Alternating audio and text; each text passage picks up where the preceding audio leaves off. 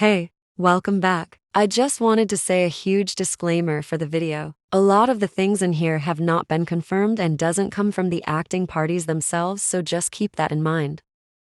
Hi Max and Mila, thanks for letting your mum come away on a holiday with me. We've had so much fun. I wish you guys were here. Maybe next time if you're being good and look after your mother, because she's a wonderful woman and I love her very much, and you should too.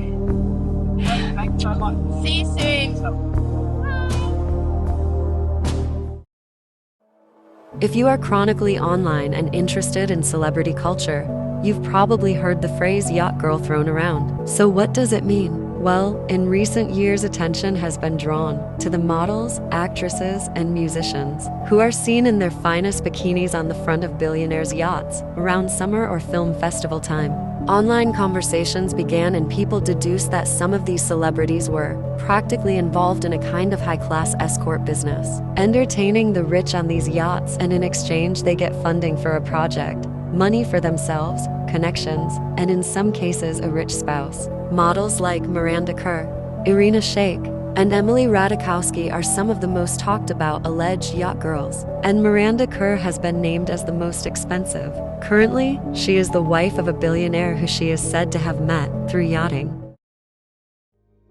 The queen of the runway, Naomi Campbell, is believed to be one of the most prevalent in the yachting club.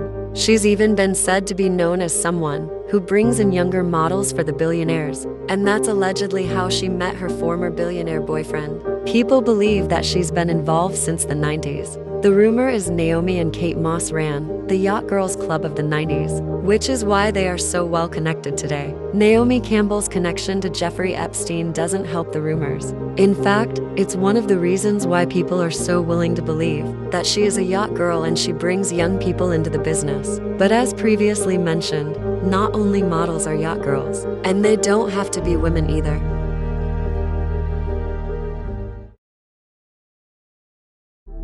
To most people, being an actor or actress seems easy. You get to fake a life, then be rich and admired for it. But getting to the point of being admired and rich doesn't seem all that glamorous to me. At this point, we know that it's not easy to keep acting in the industry, and some of us know that it's not easy to make money or become rich just off of acting. So when there's an industry that has plenty of beautiful, struggling youngsters like acting, and a business as predatory as yachting, of course there's gonna be some intersections. Michelle Rodriguez, Nina Dobrev, and Isa Gonzalez are practically the faces for yachting. When it comes to acting, Isa is probably the most talked about in this context, because her entire career has been attributed to yachting by audiences. But it's not just the actresses, the actors too. Surprisingly, Zac Efron is allegedly the ultimate yacht boy.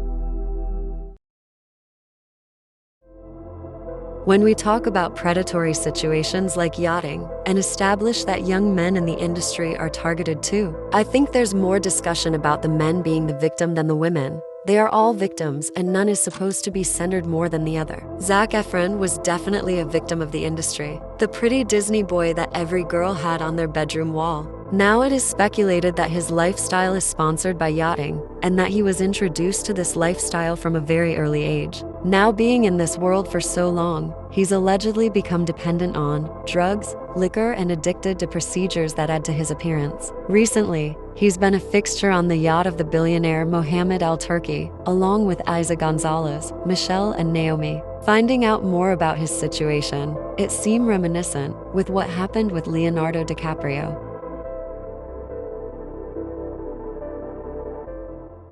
If you watched my previous videos on this man, you know he and Tobey Maguire were surrounded by predatory behavior from they started as children in the business. You also know about Dana Jocado, a man Leo lived with from the ages of 21 to 25. They had matching dogs named Angel and Caesar. Dana was 12 years older, managed Leo's money along with Toby's, and somehow had some say over Leo's career because of his ties to Leo's agency CAA. Now we don't know the extent of their relationship, but we do know that Dana used to throw lavish parties, and Dana, who was a stockbroker, used to show Leo off to his various clients at parties that have been described as ecstasy-fueled sex parties. Yachting isn't only young, beautiful people on yachts. It's rich, influential people using their power to keep these young people around and do whatever they want with them for amusement. And sadly, that did seem to be the extent of Dana's and Leo's relationship, but then again, we don't know these people. Whatever his relationship with Dana was, it's said that it influenced who he is today on yachts with young girls. Yachting does come in several forms and is perpetrated by several types of people,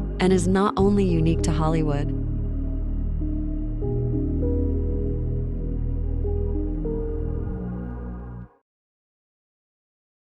In 1990s Korea, a new sound emerged, mixing American pop/hip-hop and the Korean language and some cultural aspects. It was soon dubbed K-pop. Soon, an industry that strived by training young talent from a very young age started to grow. And where there is young talent, there's a darkness. As the genre grew in the early 2000s and new companies started to emerge, rumors started about what these CEOs were doing to get funding. Allegedly, CEOs mostly of struggling companies would bring their best-looking idols to entertain rich investors in the back of bars and clubs. Sometimes an idol would seek out these rich people themselves because they were in debt to their own companies and had to find ways to pay them back. Because of this open secret, you'd hear rumors of female idols being shipped off by rich CEOs or their own companies to get abortions. Rumors of young stars being blackmailed and even confronted by the families or wives of the rich men they were dealing with. Since K-pop is such a secretive industry and Korea is a more conservative society, we might never know the true extent of what happens behind closed doors. But as the saying goes, you never see smoke without fire.